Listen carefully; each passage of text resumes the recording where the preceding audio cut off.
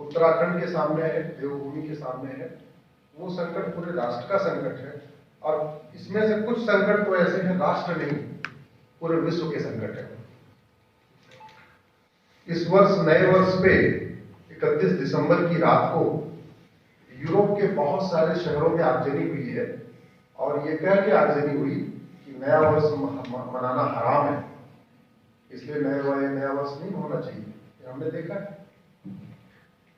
15 दिन पहले हमने ये भी देखा कि फ्रांस ने मोरक्को को हराया,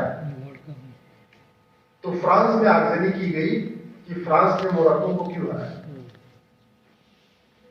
आगजनी करने वाले फ्रांस के नागरिक वो 4% है फ्रांस में, और उन्होंने पूरे शहर में करोड़ों की प्रॉपर्टी जला दिया ये कहते हुए कि फ्रांस ने मोरक्को को क्यों हराया, जबकि मोरक्को में रहते जो फ्रांस के रहने वाले। यह रूसी संकट तो है। पता नहीं फ्रांस में चर्चा हो रही कि नहीं हो रही है, लेकिन दुनिया में चर्चा हो रही इस बात की। तो अगर आज ये हो सकता है कि फ्रांस ने मोरक्को को क्यों हराया, तो कल को ये भी हो सकता है कि भारत पाकिस्तान को क्यों हरा रहा है, भारत बांग्लादेश को क्यों हरा रहा है। इस पे भी आगजनी हो सकती है। अगर आज यूरोप में आगजनी हो सकती है कि न्यू ईयर सेलिब्रेट करना हराम है, न्यू ईयर सेलिब्रेट नहीं करना चाहिए, तो कल को यह भी हो सकता है कि दिवाली सेलिब्रेट करना भी हराम है, होली सेलिब्रेट करना भी हराम है। और हो नहीं रहा, बल्कि भारत के 9 राज्यों में होली, दिवाली, रक्षाबंधन सार्वजनिक रूप से नहीं मनाया जाता।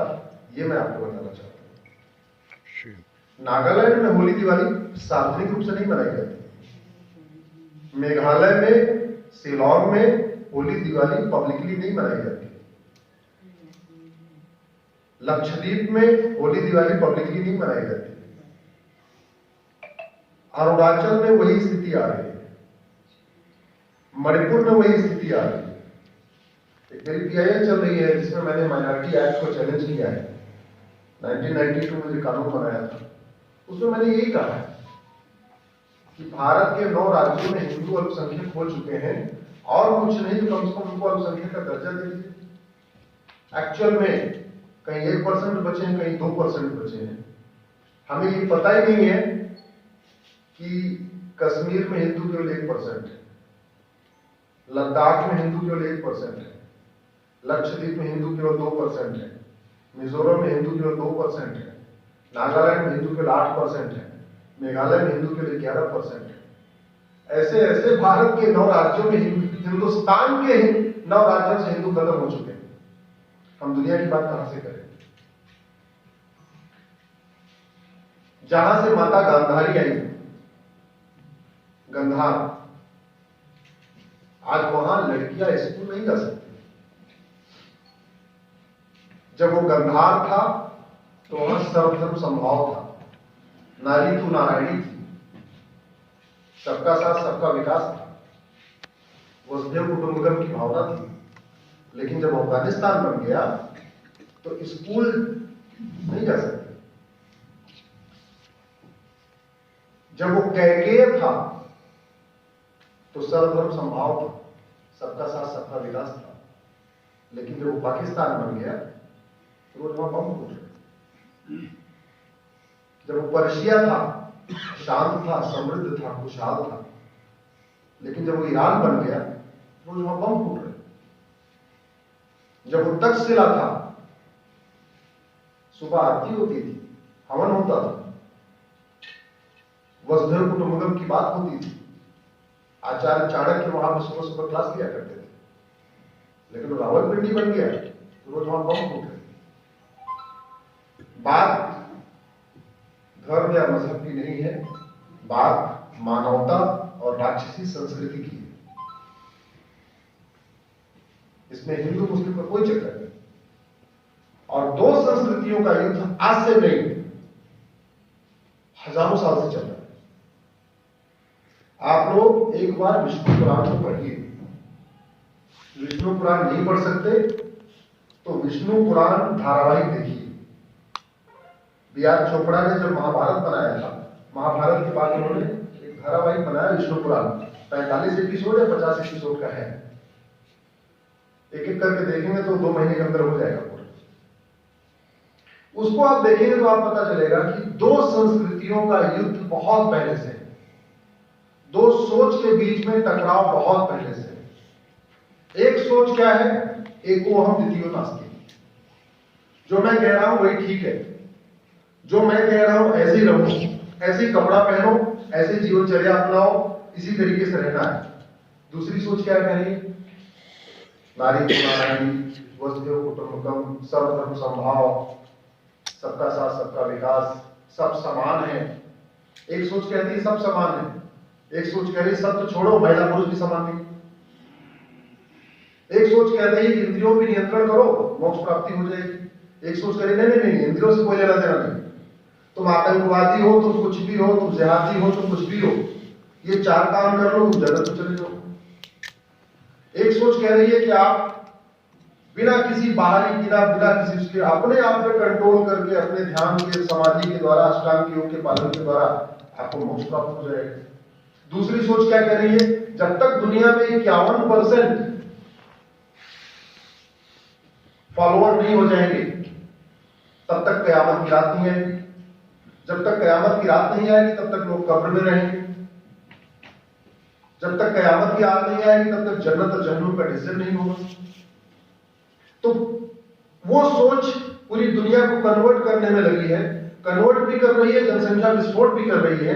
टारगेट है कि दुनिया में 51% हो जाए, जिससे कयामत की रात आ जाए और डिसाइड हो जाए जन्नत और जहन्नुम। तो जिसको जन्नत में जाएंगे वहां पे दूध की नदी मिलेगी, 72 वर्जिन कन्याएं मिलेगी, शराब मिलेगी केशर वाली, फूलों का गद्दा मिलेगा। तो मतलब पूरी मौज मस्ती की व्यवस्था है वहां। एक सोच है, वो कहता है जब 51% हो जाएंगे तब द डे ऑफ जजमेंट आएगा। मतलब एक दिन की बात कर रहा है, एक रात की बात कर रहा है। एक कयामत की रात की बात करता है, दूसरी द डे ऑफ जजमेंट, न्याय का दिन। वो कह रहा है न्याय का दिन तब आएगा, द डे ऑफ जजमेंट तब आएगा जब धरती पे 51% क्रिश्चियन हो जाएंगे, तब डिसाइड होगा। तब तक लोग कब्र में पड़े रहेंगे और डे ऑफ जजमेंट के दिन डिसाइड होगा कौन हेवन में जाएगा, कौन हेल में जाएगा। मेरे सामने सिस्टर बैठी हैं जो जर्मन की हैं, अभी थोड़ी देर पहले मेरी चर्चा हो रही थी उनसे। तो पूरी अच्छा अनफॉर्चुनेटली ये बात पूरी दुनिया को पता है।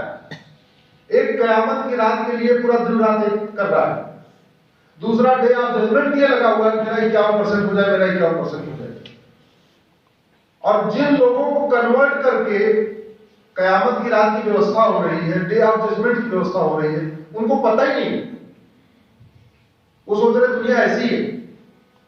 अरे भैया, कल्चरल वॉर आज से नहीं है, 1400 साल पहले से नहीं है, या 2000 साल पहले से नहीं है। कल्चरल वॉर बहुत पहले से है। इसलिए कहता हूं विष्णु पुराण देखिए, मानव राक्षस लड़ते थे, देव दानव लड़ते थे, दो संस्कृतियों में टकराहट बहुत पहले से थी, उसका रूप बदल गया, अब रूप बदल गया। समय बहुत कम है, इसलिए समस्याओं पर बात करने की बजाय आते हैं समाधान पे। देव संस्कृति, उत्तराखंड, हमारी संस्कृति, हमारा प्रदेश, इसके सामने जो खतरे हैं, उन खतरों का समाधान कहां हो सकता है? उन खतरों का समाधान समाज के स्तर पर भी हो सकता है, हाई कोर्ट में भी हो सकता है, सुप्रीम कोर्ट में भी हो सकता है, विधानसभा में हो सकता है, संसद में हो सकता है। यहां पे कितने लोग समाजवादी हैं? हाथ उठाइए तो, है कोई समाजवादी? नहीं। कितने लोग वामपंथी हैं यहां पे? कोई। कितने लोग राष्ट्रवादी? हाथ उठाइए तो। ये क्या होता है राष्ट्रवाद? राष्ट्रवाद क्या होता है? राष्ट्रवाद तो ये कि सब व्यक्ति से पहले राष्ट्र आता है और राष्ट्र से पहले उसकी सीमाएं, और सीमाएं सुरक्षित होंगी तो राष्ट्र सुरक्षित होगा। और राष्ट्र के अंदर पर रहने वाले नागरिक ही हम निर्माण करते हैं समाज का और सोसाइटी का, और वही हमारा आने वाली जनरेशन के लिए विकल्प बनता है, अच्छा या बुरा जो भी है। ये सारी सब कुछ चीज़ें हमारे राष्ट्र का निर्माण करती हैं। और तो